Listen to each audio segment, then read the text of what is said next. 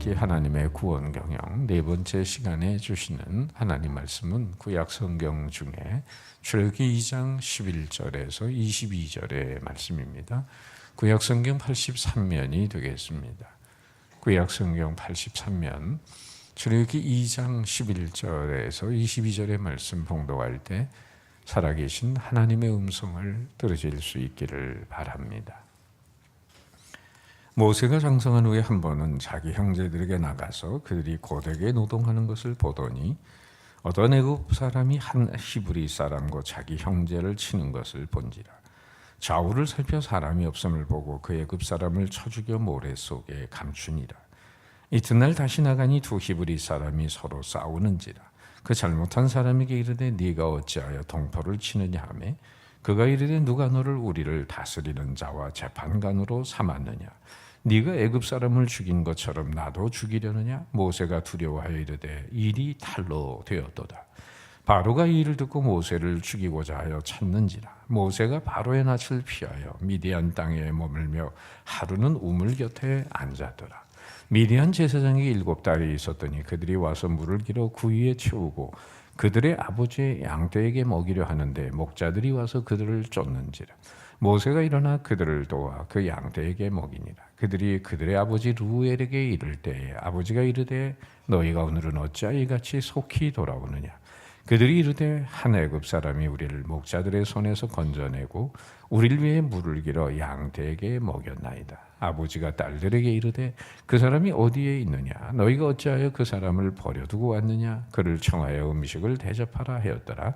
모세가 그와 동거하기를 기뻐하며 그가 그의 딸 시보라를 모세에게 주었더니 그가 아들을 낳음에 모세가 그의 이름을 게르솜이라 하여 이르되 내가 타국에서 나그네가 되었음이라 하였더라.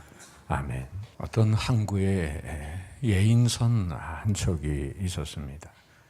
예인선은 바다 위에 다른 배를 끌어서 항구에 안전하게 도착할 수 있도록 도와주는 배를 말합니다. 그런데 이 예인선 선장이 아주 악명 높은 사람이어서 매우 난폭하게 운전을 했습니다. 이 예인선이 다른 배를 이끌 때에는 함부로 다른 배를 들여받아서 배 안에 있는 선원들이 넘어지거나 물건들이 깨지는 일이 다반사였습니다. 동료 선원들은 이 예인선을 미친 배라고 그렇게 별명을 붙였던 터라 다른 예인선을 구할 수 있으면은 다들 이 배는 피하려고 했습니다. 그러던 어느 날 어떤 배 한 척이 예인선의 도움이 필요했는데 이 미친 배 말고는 다른 선택의 여지가 없었어요. 그래서 이 예인선이 배를 이끌게 됐는데 전에와는 아주 다른 모습으로 배를 이끄는 겁니다. 부드럽게 다가오는 거예요. 아주 매너 없이 배를 접선했던 옛날과는 다르게 예절 바르게 운전을 합니다. 그리고 배 안에 있던 뭐 접시나 컵이나 하나도 떨어지지를 않은 상태에서 안전하게 항구에 배를 도착하게 해주었습니다. 예인선의 안내를 받던 배의 선장은 놀라서 물었어요. 아니, 이 미친 배 도대체 무슨 일이 일어난 겁니까? 옛날과는 완전히 달라졌어요. 라고 할 때 그 예인선 안에 타고 있던 한 선원이 이렇게 외쳤습니다. 우리 선장이 갈렸답니다. 우리 선장이 바뀌었습니다. 여러분, 리더십을 정의할 때 원래 그런 뜻은 아니지만은 그냥 읽는 그대로 영어의 리더십은 리더 플러스 쉽이다. 그런 지도력을 갖춘 신분이라는 뜻이지만은 글자 그대로 우리가 쉽을 배라고 생각하면 배를 인도하는 사람이 리더십이 되는 거죠. 즉 선장입니다. 그러니까 배를 책임지는 지도자의 선장이 누구냐에 따라서 배의 항로가 결정되고 배의 운명이 결정이 돼요. 거대한 타이타닉호도 빙산을 조심하라는 5번의 전문을 받고도 이 선장은 오히려 전속력으로 달려라. 과거에 그런 어떤 자신의 그 부족함을 만회하려는 그런 자격지심으로 오히려 더 잘못된 명령을 내렸던 그는 전속력으로 달리다가 그만 이 대서양을 횡단하는 호화 여객선 2,200여 명이 탄 배가 빙산을 들이다봤고 그리고는 1,500여 명이 물속에 빠져 죽었습니다. 비극적인 사고를 만나게 되죠. 또한 나치 독일에 항거했던 그 보네퍼 목사님은 독일뿐 아니라 유럽을 멸망의 도가니로 몰아놓고 있는 히틀러를 향해서 이렇게 외쳤습니다. 저 미친 운전사를 당장 끌어내야 한다. 여러분, 오늘날 지도자들이 착각하지 말아야 할 것이 있습니다. 리더십의 지도력을 영어로 3P를 의미한다고 생각하지 않아야 합니다. 그러니까 리더십은 파워, 힘도 아니고 포지션, 지위도 아니고 프레스티지, 특권도 아니다라는 거예요. 진정한 리더십의 정의는 따라합시다. 영향력. 선한 영향력을 발휘하는 것이 바로 리더십, 지도력의 정의입니다. 바람직한 방향으로 자신이 속한 공동체에 영향을 끼침으로 단순한 생존이 아니라 오히려 성장과 부흥의 역사를 이루어가는 지도력을 우리는 리더십이라고 말하는 것입니다. 물론 우리 인생에 그런 3P처럼 힘과 지위나 특권이 필요 없다는 것 아닙니다. 우리 예수 믿는 사람들도 세상에서 난 사람들이 되어야 돼요. 보다 더 영향력을 잘 미치기 위해서. 그러니까 그런 3P와 같은 요소를 소유했다는 자체가 리더십을 의미하는 게 아니라 그런 요소를 가지고 얼마나 거룩한 영향력을 세상에 끼칠 수 있느냐 하는 것입니다. 영적 지도력이라는 책을 쓴 미국의 그 오스왈드 샌더스 목사님은 이런 얘기를 했습니다. 위대해지려는 것 자체는 결코 잘못된 것이 아니다. 단지 자기 중심적인 야망이 문제다. 여러분 다 위대해지시기를 주님의 이름으로 축복합니다. 그러나 그 위대함 자체가 자기 야망을 성취하는 것으로 끝나서는 안 된다는 얘기죠. 그렇다면 여러분 오늘날 지도자의 진정한 위대함은 어디에서 나온다고 보세요? 성공하는 사람들의 7가지 습관. 정말 리더십의 고전적인 책인데 미국의 스티븐 코비 그분은 그 리더의 근본적인 자질을 논하면서 2가지 위대성이 있다라고 이렇게 말했습니다. 하나는 사람들의 학벌, 지위, 재산, 외모, 배경 등과 같은 부수적인 위대성이 있고 오늘 세상 사람들은 지금 말씀드린 이걸 마치 본질적인 위대성처럼 착각을 합니다. 그러나 스티븐 코비는 이건 부수적인 거다. 그리고 또 하나는 성숙한 인격의 모습인 겸손, 인내, 사랑, 이해심, 동정심, 비전, 결단력, 포용력 이런 것과 같은 본질적인 위대성이 있다. 성경을 통해서 볼 때 여러분 지도자를 향한 하나님의 관심은 어느 쪽에 있다라고 생각하세요? 외적인 요소인가요? 내적인 요소인가요? 하나님이 이스라엘의 초대 왕인 사울을 버리고 다윗을 세우신 이유가 뭐겠습니까? 사울 왕이 무슨 허우대가 부족합니까?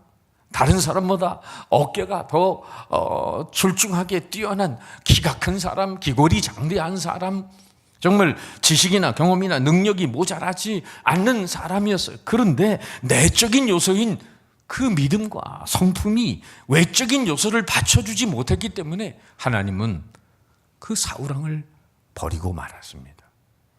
필리핀의 국민 배우였던 에스트라다라는 사람이 너무나 좋은 역할을 했기 때문에 대통령으로 출마했을 때 필리핀 국민들은 야, 저 사람이 대통령이 되면 영화에서 그 좋은 역할을 해준 것처럼 우리 민족을 행복하게 해줄 거다라고 생각해서 그 사람을 뽑았습니다. 그러나 그는 중도에 대통령에서 물러나야 했어요. 탄핵을 받아서 그 물러나기 전에 스스로 자진 사퇴했지만 그는 물러난 까닭은 뇌물 사건 때문이었어요. 결국은 여러분 리더십에 3C가 있다고 말하는데 첫째는 컴페턴스, 능력, 두 번째는 카리스마, 매력, 세 번째 이게 중요한데 캐릭터, 성품. 여러분 이 3가지 다 중요하지만 가장 더 중요하다고 하는 것은 바로 성품이라고 하는 것입니다. 그러니까 사울왕이나 에스트라다 대통령 같은 사람은 바로 지도자로서 실력과 매력은 갖췄는데 정직한 성품이 따라주지 못했기 때문에 실패한 지도자가 되고 말았던 거죠. 오늘 읽은 본문에도 그런 사람이 하나 등장합니다. 그는 다름 아닌 우리가 공부하고 있는 모세라는 사람이에요. 불행한 시대에 애굽에서 태어나 나일강에 버려졌던 모세가 하나님의 은혜로 애굽의 공주의 아들로 입양이 된 당시 입양 아들도 본 아들과 동일한 그런 권리, 법적 권리를 가지고 있었어요. 그래서 모세는 애굽 공주의 양자로서 애굽에서 배울 수 있는 모든 걸 다 배웠습니다. 사도행전 7장 20절에 스데반 집사님이 설교하는 내용에 보면 이런 말씀이 나와요. 모세가 애굽 사람의 모든 지혜를 배워 그의 말과 하는 일이 능하더라. 자, 이 말은 인간적으로 배울 수 있는 만큼 다 배웠다는 얘기입니다. 모세는 많은 걸 배운 사람, 많은 걸 가진 사람, 유력한 사람이었어요. 그래서 자신의 백성인 히브리 백인들을 구해보려고 시도를 한 적이 있어요. 그게 오늘 본문의 11절, 12절입니다. 모세가 장성한 후에 한 번은 자기 형제들에게 나가서 그들이 고되게 노동하는 것을 보더니 어떤 애굽 사람이 한 히브리 사람 곧 자기 형제 치는 것을 본지라. 좌우를 살펴 사람이 없음을 보고 그 애굽 사람을 쳐 죽여 모래 속에 감추니라. 비록 모세는 바로의 궁에서 자랐지만은 자신이 히브리 사람이라는 걸 잘 알고 있었어요. 앞에서 우리가 말씀 배운 대로 자신의 친어머니 요게벳이 유모가 돼서 4세 동안 계속 히브리 정신을 주입을 했을 것입니다. 그러기에 모세는 자신의 히브리인이라는 정체성을 가지고 40세까지 자라게 됐는데 자기 동족이 고난당하는 걸 보면서 참지 못해서 동족을 괴롭히던 애굽인 하나를 쳐 죽입니다. 자기 백성을 돕겠다는 마음으로 그렇게 한 거죠. 이 사실을 사도행전 7장에서는 역시 어떻게 표현하고 있을까? 나이 40이 되면 그 형제 이스라엘 자손을 돌볼 생각이 나더니 한 사람이 원통한 일 당함을 보고 보아여 압제받는 자를 위해 원수를 갚아 애굽 사람을 쳐 죽이니라. 그는 그의 형제들이 하나님께서 자기 손을 통하여 구원해 주시는 것을 깨달으리라고 생각하였으나 그들이 깨닫지 못하였더라. 이 말씀은 자기가 그렇게 고난받는 동족을 도와주면은 동족들이 이 사람이 우리를 구원하기 위해서 하나님이 보내신 지도자구나 라고 생각하기를 바랬는데 동족들은 전혀 그런 생각을 안 했단 말이죠. 모세가 애굽에 있는 동족을 구원하려는 시도는 동족들에게조차 인정받지를 못했습니다. 애굽에서 모세의 첫 번째 시도가 왜 실패했을까요? 동기나 목적이 잘못된 게 아니라 방법이 빗나갔습니다. 하나님의 방법이 아니라 인간적인 혈기와 세상적인 폭력을 동원한 거죠.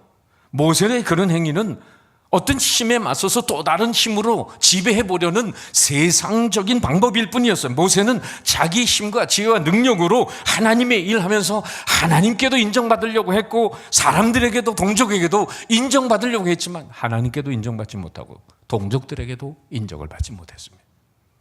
그 증거는 그 다음의 말씀을 보면, 이어지는 말씀을 보면 알 수가 있어요. 이튿날 다시 나가니 두 히브리 사람이 서로 싸우는지라. 그 잘못한 사람에게 이르되, 모세가 말하는 거죠. 네가 어찌하여 동포를 치느냐 하매 그가 이르되 누가 너를 우리를 다스리는 자와 재판관으로 삼았느냐? 네가 애굽 사람을 죽인 것처럼 나도 죽이려느냐? 모세가 두려워하여 이르되 일이 달로 되었도다. 모세는 자기 동족의 그 분규를 수습을 하려고 시도하는 장면이 나오죠. 그럼 아마도 모세는 그렇게 생각했을 거예요. 어제 내가 사람을 대신해서 애굽 사람을 죽여줬으니까 이제는 이 사람들이 나를 따르겠지. 이런 생각을 하고 모세는 자기 동족끼리 싸우는 일에 끼어든 거죠. 그랬더니 모세의 생각과는 정반대로 오히려 이렇게 말한, 누가 너를 우리의 다스리는 자와 재판관으로 삼았느냐?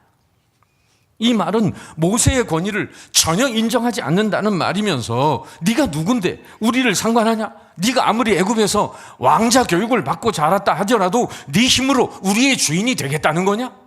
이렇게 동족에게 오히려 비난을 받게 된 거예요.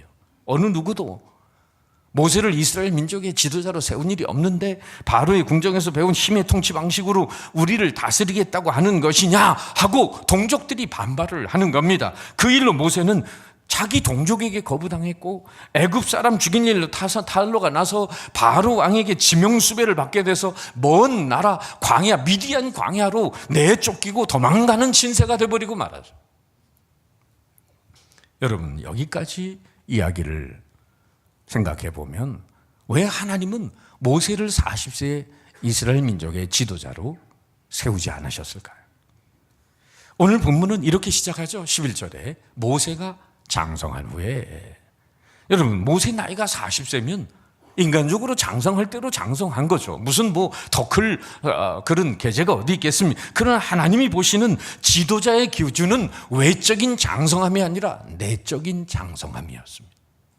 모세는 40년 동안 바로의 공주의 아들로 자라나서 애굽에서 학문과 무예를 배웠어도 하나님 보시기에 내적 성품이 준비되지 못했다는 것입니다. 모세는 미디안 광야에 처갓집에 얹혀 살면서 순한 양을 치면서 하나님의 성품으로 자신도 알지 못하는 사이에 다듬어져 갑니다. 그러니까 하나님은 내가 어떤 일을 할 수 있느냐 하는 능력과 실력보다도 오히려 하나님은 우리가 어떤 내적인 성품이 준비된 그릇인가를 더 귀중하게 들여다보고 계시다는 거예요. 부수적인 위대성이 아니라 본질적인 위대성이 내면의 성품과 정직성, 도덕성에 더 많은 관심을 가지고 계시는 겁니다. 사실 40세의 모세는 자기 민족을 노예 상태에서 구출하고자 하는 비전과 열정을 가지고 있었어요. 모세는 동시에 자기 민족을 구출하기에 충분해 보이는 그 실력, 즉 가문과 체력과 학력과 경력과 그런 지도력을 나름대로 갖추고 있었습니다. 그러나 모세는 이집트 한 사람을 쳐 죽인 결과 미디안으로 도주하게 됩니다. 말하자면 모세의 40세의 한 번의 실수는 미디안 광야에 40년을 살아야 하는 그런 광야 훈련을 받게 하는 계기가 됐습니다. 모세가 왜 40년 동안 하나님의 광야 훈련을 받아야만 했을까요? 학생들이 대학에서 한 수학 과목을 낙제했다면 다음 학기나 1년 안에 그 과목을 재수강해서 복구할 수 있습니다. 다시 말해서 과목에 실패하면 1년 이내에 단기간에 회복할 수 있다는 거죠. 그런데 모세는 왜 한 번의 실수로 40년 동안 광야에서 훈련을 받는가? 바로 모세에게 필요한 것이 이런 것이었기 때문이에요. 따라합시다. 교만을 버리고 겸손을 익히는 것, 혈기를 버리고 온유를 익히는 것, 무지를 버리고 지혜를 익히는 것. 여기 하나 더 있다면 조급함을 버리고 인내를 익히는 것. 겸손과 온유와 지혜, 인내는 과목이 아니라 이건 인격입니다. 인격은 교육을 통해서 주어지는 게 아니라 훈련을 통해서 주어지는 선물입니다. 인격은 단기간에 형성되는 게 아니라 장기간에 형성이 되는 거예요. 가령 교만한 사람이 무슨 실수를 해서 우쭐대다가 아유 내가 교만했네 하면서 겸손해야지. 여러분, 마음 먹는다고 갑자기 겸손이 되는 겁니까? 혈기 부리는 사람이 아이고 내가 또 욕을 하고 혈기를 부렸네 하면서 온유해야지. 여러분, 마음 고쳐먹는다고 갑자기 온유한 사람이 되는 거예요? 한 학기 온유 과목을 수강하면 갑자기 천사 같은 사람으로 변화가 되는 겁니까? 사실 훈련이라고 하는 것은 여러분, 인격은 평생의 훈련을 통해서 다듬어지는, 마치 그 바닷가에 가면 거대한 바위들이 둥글둥글해진 세찬 파도에 휩싸여가지고 모난 부분들이 다 깎여져 나가고 둥글둥글한 것처럼 오랜 세월을 걸쳐서 인격은 다듬어져야만 하는 것이죠. 광야 40년을 모세가 훈련받아야 될 이유가 바로 여기 있습니다. 여러분, 진정한 지도력은 인격에서 나옵니다. 많은 사람에게 영향을 끼치는 지도력은 깊은 인격에서 나오는 것입니다. 모세가 자기 민족의 지도자가 되기 위해서는 깊은 인격의 연마가 필요했어요. 그러기에 40년간 광야 훈련이 필요한 거죠. 모세가 오늘 미디안 광야에 와서 우물가에 앉았을 때 그 심정이 어땠을까요? 여러분, 당시 세계 최대 제국의 왕궁에서 호의호식하고 정말 부귀 영화를 누리던 왕자가 갑자기 도망자 신세가 돼가지고 광야의 우물가에 처량하게 앉았을 때 그 심정을 한번 상상해 보세요. 여러분이 만약에 모세의 입장이라고 한다면 그렇게 뻑적지근한 화려한 삶을 지내다가 갑자기 시골에 우물가에 앉아서 내 인생 이제 끝장이구나, 이집트 궁으로 돌아갈 수도 없고 고센 땅 동족에게도 갈 수도 없구나, 나는 살인자 도피자구나, 내가 어쩌다가 이런 신사가 됐는가, 신세 타령하고 낙심하고 절망할 수밖에 없는 상황이 됐어요. 우물가의 모세는 자기 인생의 끝을 본다고 생각했을 겁니다. 실패의 밑바닥에 떨어져 있다라고 봤어요. 실패를 통해 상처를 받고 한멸과 좌절에 빠져 있었을 거예요. 인간적으로 보면 모세의 인생은 끝장입니다. 그러나 여러분, 인간의 끝은 하나님의 시작이라는 말이 있듯이 모세의 끝은 진정 하나님의 시작이 됩니다. 모세는 하나님의 광야 학교에 비로소 입학한 거죠. 광야에 지친 사람이 우물물을 마시고 새 힘을 얻는 것처럼 모세는 하나님이 주시는 물을 마시고 새 힘을 얻어 새 출발할 수 있는 새로운 인생의 출발선에 서 있다라고 할 수 있습니다. 여러분, 모세처럼 혹시 인생의 바닥을 치는 분이 계십니까? 실수와 실패로 괴로워하는 분이 계십니까? 내 인생 끝장났다고 좌절과 절망에 빠져 있는 분이 계십니까? 여러분, 실망하지 마세요. 따라합시다. 인간의 끝은 하나님의 시작입니다. 다시 한번, 인간의 끝은 하나님의 시작입니다. 믿습니까? 그렇습니다. 여러분의 끝은 하나님의 시작입니다. 여러분은 여러분의 인생을 포기하셔도 하나님은 여러분의 인생을 포기하지 않으십니다. 여러분이 다시 시작할 힘이 없을 때 인생의 생수를 마시게 함으로 새로운 인생을 시작하게 하실 줄 믿습니다. 우월한 지식과 높은 지위와 월등한 체력을 가지고도 모세는 40세에 실패했습니다. 40년 준비하고 나서 첫 번째 시도한 일에 브레이크가 그만 걸려버리고 그는 미디안 광야로 도망올 수밖에 없었어요. 자신감은 비관으로 바뀌고 왕자의 지위는 지명 수배자로 전락했으며 환경은 왕궁에서 미디안 거친 광야로 바뀌었고 앞에는 수많은 관료와 신하들이 있는 게 아니라 오줌똥 싸는 양떼들밖에 자신에게는 없었습니다. 모세는 거기에 양측을 있다가 주인의 딸 시보라의 아내로 맞아 장가를 가요. 그 아들 이름을 게르솜이라고 했는데 그 뜻이 뭐라고요? 이국에서 타국에서 객이 됐다. 오늘 22절 다 같이 한번 읽어보면 시작. 그가 아들을 낳으매 모세가 그 이름을 게르솜이라 하여 이르기를 내가 타국에서 나그네가 되었음이라 하였더라. 지난날의 모든 게 다 쓸모없다는 것을 한탄스러워하면서 언제든지 다시 기회가 오기를 바라는 마음으로 아마도 그 아들의 이름을 그렇게 붙였을 거예요. 목동으로 주저앉아 있기에는 너무나 배운 지식이 많고 버리기는 너무나 꿈이 크고 실패가 너무 충격적이었던 거죠. 정말 진지하게 시작해 보기 전에 허망하게 그가 가졌던 꿈이 산산조각이 나고 만 것이죠. 그러나 장가를 가서 살림을 차림으로 거기에서 어쩔 수 없이 장기 체류를 시작했고 아들을 낳자 이방에서 객이 되었다는 이름을 지으면서 언젠가는 이 객된 나그네 생활을 끝내고 나의 그 화려한 그 왕궁으로 돌아가야지 라고 생각하는 몸부림치는 모습을 우리는 아들의 이름에서 엿볼 수 있는 거예요. 다시 기회가 주어진다면 혈기나 의협심이나 주먹의 힘이나 순간적인 충동은 아니라도 다시 하나님이 나를 써주실지 모른다는 그런 기대감 속에서 세월의 칼날을 모세는 갈고 있었을 것입니다. 그렇게 하루 이틀 보내다 보니 40년이 흐릅니다. 그 40년을 여러분 어떻게 봐야 될까요? 허송세월인가요? 허무한 세월인가요? 낭비된 시간인가요? 그 세월은 도리어 모세를 모세되게 한 시간이었습니다. 하나님의 준비된 커리큘럼에 들어가서 정말 진정한 지도자로 거듭나는 시간이었습니다. 미디안 광야 40년이 없는 모세 생각해 보세요.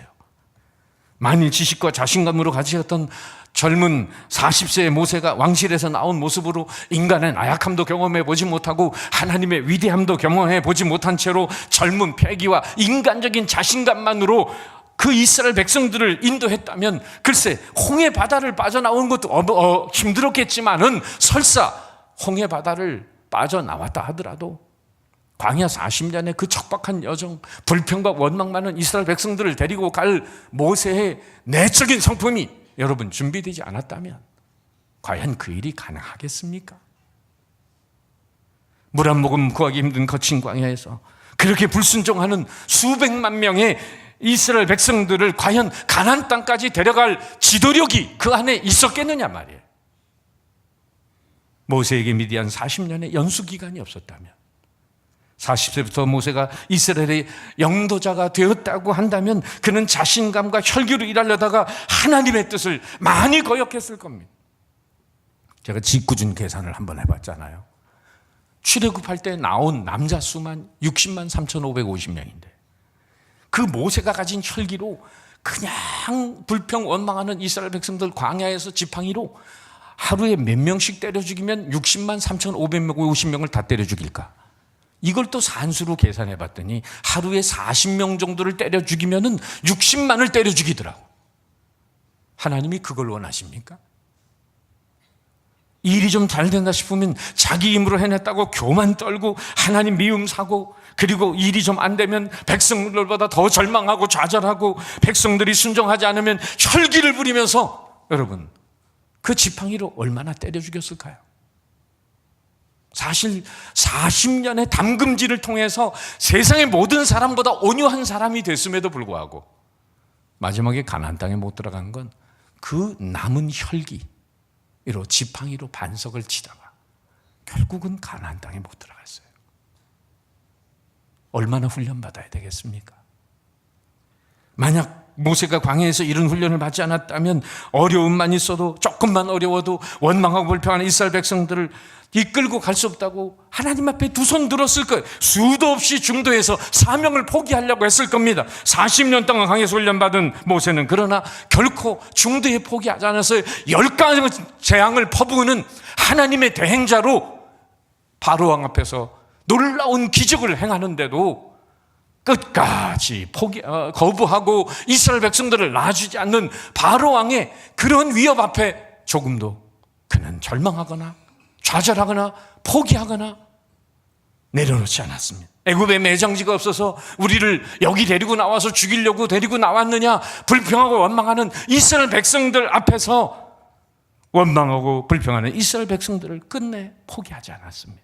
그는 그에게 주어진 사명을 위해 끝까지 힘썼어요. 그 이유가 뭔가? 광야 40년 동안 바로 알게 모르게 순한 양을 치고 처갓집에 얹혀 살면서 그는 온유한 자로, 인내하는 자로, 겸손한 자로, 하나님의 능력 없이는 한순간도 살 수 없다는 믿음을 가진 자로 내적인 믿음과 성품이 거듭나고 있었다는 사실이죠. 제가 대학을 졸업하고 공군 장교로 5개월 동안 군사훈련을 받고 5년간 공군 장교로 봉사를 했어요. 근데 5개월 동안 군사훈련을 받는 동안 36가지 기합을 받았습니다. 혹시 받고 싶은 분은 이따가 끝나고 저를 따로 만나시기를 바랍니다. 그런데 그 36가지 고된, 원산폭격도 그냥 머리를 땅에다 대는 게 아니에요. 이걸 철모에다가 30분을 머리를 박으니까 이게 30분 뒤에 보니까 이마가 안으로 이렇게 활처럼 쑥 들어가요. 이게 나오는데 1시간 걸리더라고요. 별의별 기합을 다 받으면서 내가 왜 이런 수모를, 대학 나오고 대학원 나온 사람이 왜 이런 수모를 군대 와서 장교훈련을 받는다고 받아야 되나? 투덜투덜 됐는데 공군 소위 계급장을 달고 대구 K2 비행장에 가서 근무를 하다가 제가 장갑차 소대장으로 2개월 동안 파견 훈련을 받는, 파견 소대장이 됐는데 거기 사병들이 실탄을 가지고 70명의 사병을 제가 이끌어야 되는데 잘못하면 마음만 조금 해이해지면 총기 사고가 나면 큰일이 나는 거죠. 제가 활주로에 2달을 살았습니다. 거기 막사에서. 할 일이 뭡니까? 그때 훈련받을 때 배운 36가지 기합을 그 70명 병사들을 데리고 아침 저녁으로 기합을 주는 거죠. 정신 차려 이놈들아. 완전히 산적두목이 돼가지고 여러분 때때로 예기치 않은 광야 생활이 우리에게 주어질 때가 있어요. 어떤 자매님에게는 시집살이가 광야 생활이 되고, 어떤 형제에게는 직장 스트레스 받는 직장 생활이 광야가 되고, 어떤 가정은 또 경제적인 어려움 때문에 광야가 되죠. 그러나 기억할 것은 하나님께서 우리를 분명히 광야로 인도하시는 이유가 있으시다는 것. 모세가 40년 광야 생활을 통해 그 인격이 단련이 된 것처럼, 광야 생활을 통해 모관하고 그리고 부족한 인격이 훈련되어진다면 우리의 광야 생활은 놀라운 축복이 되는 줄 믿습니다. 눈앞에 닥친 광야를 때문에 두려워하거나 여러분 염려하지 말고 소용하시기를 바랍니다. 광야 같은 어려움을 인격을 훈련하는 기회로 삼으시길 바랍니다. 하나님께서는 아무것도 아닌 것 같지만 광야에서 이런 일을 통하여 민족을 권하는 큰 하나님의 일꾼으로 그 리더십을 다듬고 계시는 하나님의 시간이었어요. 욥의 경우는 자기가 고통받는 시간이 정말 적극적으로 긍정적으로 이해하면서 뭐라고 고백합니까? 욥기 23장 10절 다 같이 시작. 그러나 내가 나가는 길을 그가 아시나니 그가 나를 단련하신 후에는 내가 순금같이 되어 나오리라. 그러나 모세의 경우는 자기가 연단받는다고 생각도 안 했어요. 날마다 비탈진 언덕을 오르내리며 양을 치는 것뿐이고 날마다 자기의 연약함을 비관하며 절망에 젖었던 세월을 살았는지 몰라요. 40년 세월은 그러나 모세 자신에게는 다른 사람이 볼 때는 낭비된 세월, 참담한 시간이었지만 하나님 편에서 보실 때는 그렇지 않았습니다. 나중에 또 말씀 보겠지만은 출애굽기 3장에 가면 하나님이 모세에게 80세 된 모세를 부르시는데 내가 누구간데 바로에게 가며, 여러분 그 말 나오기를 하나님이 40년 기다리셨어요. 지가 할 수 있다고 할 때는 할 수 없는 때고, 내가 못하겠다고 하는 때는 하나님이 하실 수 있는 때가 되었다라고 말씀하시는 거죠. 내가 누구간데 이 말 나오기까지 40년을 모세가 기다리는 게 아니라 하나님이 기다리십니다. 여러분 안 풀리는 일이 있습니까? 왜 이렇게 안 풀리는 거야? 하나님의 관점에서 보면 하나님이 여러분이 준비가 될 때를 기다리시는 것입니다. 그가 애굽에서 실패하고 미디안 낯선 땅에서 40년 산 건 본인이나 남들이 보기에 그저 세월 낭비하고 푹 시골에서 썩은 시간으로 볼 수밖에 없지만 하나님은 당사자인 모세도 모르게 치밀하게 모세의 성품을 훈련하고 계셨습니다. 하나님은 비전과 실력을 가진 모세를 겸손하고 온유하고 인내심 많은 자로 그리고 지혜로운 자로 훈련시키셨어요. 종합해 보면 모세는 아까 애굽인 쳐 죽일 때 좌우를 살폈다고 했는데 그는 40세의 모세는 좌우를 살피는 환경을 살피는 인생이었지만 40년 훈련받은 뒤에 모세는 하나님 위를 살피는 인생이 돼요.